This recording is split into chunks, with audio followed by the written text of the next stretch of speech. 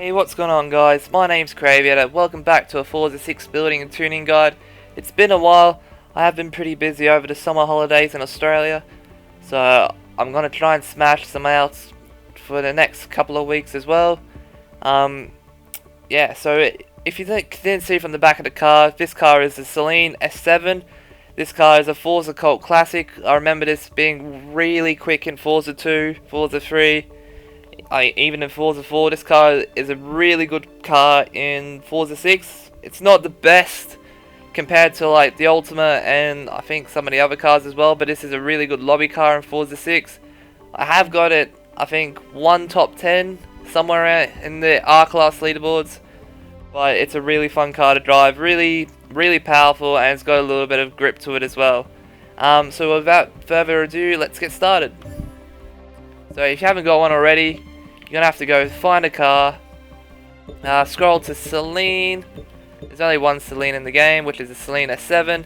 Starts off in S-Class, but we're going to make it into R-Class. So once you've bought that, go to Upgrades, and we're going to go straight to Conversion. Engine swap, we're going to put the 6-litre V12 motor in it. It's the most powerful engine in the game, so we're going to grab that one. And then we're going to put the twin turbos in it as well. We're going to leave the drivetrain to rear-wheel drive. We don't need to swap it to all-wheel drive. This looks silly because it's going to be R-Class, not P-Class. And only one car there's only like one car that's actually good in P-Class. Anyway, going on, we're going to have aero, we're going to have a front race bumper, and we're going to have the race rear wing as well. Tyres, we're going to have race tyre compound. We don't have any tyre whips, but we have a rim style, and it's the lightest one, so I've got the TC105N Wed Sports, third right on the sport rim style section. And I don't think I've got the big rim on the front. Oh, I do have the big rim on the front, so I've got the big rim on the front as well, so you can add that one on. Clutch, no clutch, sports transmission, sport driveline, and of course the race differential for that one. Platform and handling, we're gonna have race brakes, race springs, of course the race roll bars, no roll cage, and the race weight reduction. So we're gonna go for all horsepower now. It's gonna have a lot of horsepower. So we're gonna have the race air filter, race fuel system, race ignition, race exhaust, race camshaft, race valves, stock engine block, can't put that one in unfortunately, and the race pistons, and the race sport intercooler as well. So we're going to have almost all the horsepower in this one. It does go pretty quick, and we also have the race flywheel as well.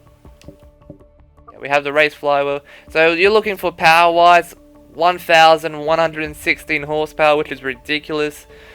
790 pounds of torque, and the weight is 2,470 pounds, should I say. So that's the stats, and just look at it. It's got 9.6 speed, 9.5 excel, and the handling is a bit low for R-Class, but this is for longer straights like Road America, Sebring.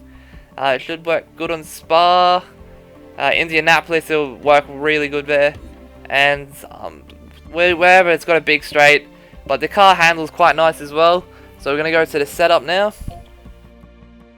As usual, we have 30/30 tire pressures. The final drive is 410. I don't know if that's stock or not. I can't remember, but I do have it at 410. Alignment is -1.1 on the front and -0.7 on the rear. Stock toe and stock caster. The roll bars are 11 on the front and 25 on the rear. I'll tell you why I've got it so soft soon. There is a reason why I've got the front so soft and the rear a bit stiffer. I'll get to that soon. Springs 585, and on the rear is 640. Also, this for R-Class, you'd expect for something with really a lot of horsepower, you'd have the front stiffer, but on this car it's softer. I'll get to that in at the end of the video as well. Ride height is dropped all the way to the bottom, so it's 6.1 and 6.6 on the rear. Rebound is 10.7 on the front, 11.3 on the rear. Front bump stiffness is 2.9 on the front, and on the rear is 3.7. Now the aero, this is why I've got the front so soft, because the aero doesn't add up to 100 pounds, it's only half of that, so it's going to have really bad understeer for this car. Especially for a car that has so much horsepower and very little handling, that's really a pain in the backside when you have this downforce only have 59 pounds on it, compared to like the normal car which has 100 pounds on the front and 200 pounds on the rear. So that's why the car is really soft on the front, to give that extra turn-in that you need for this car. Unfortunately, if this car had 100 pounds on the front, this thing would be a weapon.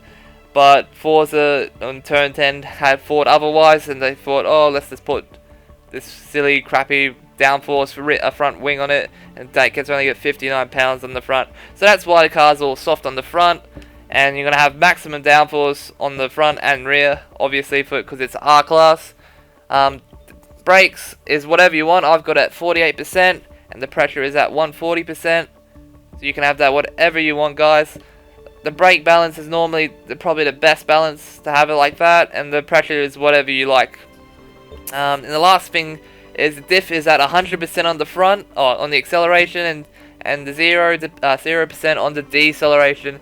We are trying to get as much turn in as possible, so having the max setting on the acceleration and the minimum setting on the deceleration helps this car so much. It just helps it so much compared to like the standard 40% and 20% on the decelerations. Normally I would have it something like that.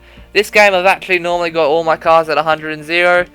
I don't know why, but I feel like the car helps a lot better with the 100% on the front on the acceleration and 0% on the deceleration. For some reason I feel like that's the prime setting in the game. I sometimes have it at 10% on the deceleration, but I normally just have it a max on the front, minimum on the bottom. For some reason, this game likes it like that. But anyway, that's the tune, guys. Give it a go. If you want to give me some feedback, that's always welcome. If you find a better final drive or something like that, always just comment something like that, because obviously we want to try and make these cars as fast as possible. I felt like the car's pretty good handling wise. It may be a little bit better with a different final gear ratio. I hate gears. I can't tune gears for the life of me, but I can tune a car, so give that a go. I'm just gonna go to, I'm pretty sure I'm still top 10, hopefully. Am I here? Oh, I'm 12th now. So Silverstone National, I gave this a bit of a run. I think it was about a month ago, a couple of weeks ago now, if the leaderboard actually loads. Good on your internet. There we go. So I was 9th. I've been knocked out a couple of downer spots into 12th. Only S7. I was the only Saleen, I think, in the top 100. Well, the only Saleen in the top 50. I can't be stuffed waiting for it to load. I'll just go to watch the replay. It's a really fun car. It sounds awesome with the 6-litre V12 in it as well. It's one of my favourite cars in the game. It's one of my favourite cars in the series, actually. I like it a lot. Like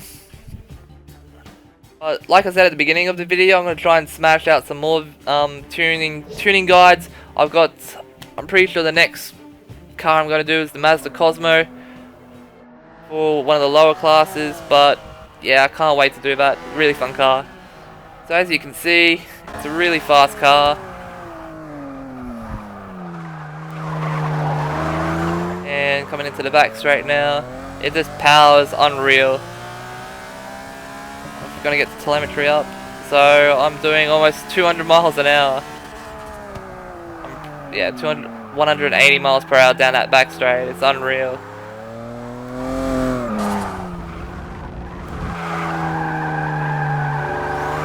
And coming into the back straight, I'll show you why this car has that little bit of understeer. I do have to lift off here, because I can't get through the sweepers, but I've tried to make the car as best as possible. It's really hard to get it to turn in a little. Well, it's not really hard, but it can get frustrating sometimes when you're on a really good lap, or you're leading a race and you just can't get it to go through a corner. But I've tried to make it as best as possible without getting the back end to slide out. But anyway, guys, I just love the sound of this engine. That's it, guys. I hope you liked the video, and like I said before, feedback is always welcome, and I'll try to smash out a couple of more tunes during the week. I've got a bit of work going on in real life, so it might be another, maybe another month, I don't know. I'll try and smash another one out soon. Yeah, if you want to see more of these videos, please subscribe, give this video a like, favorite, and whatnot. And my name's Crav, and I hope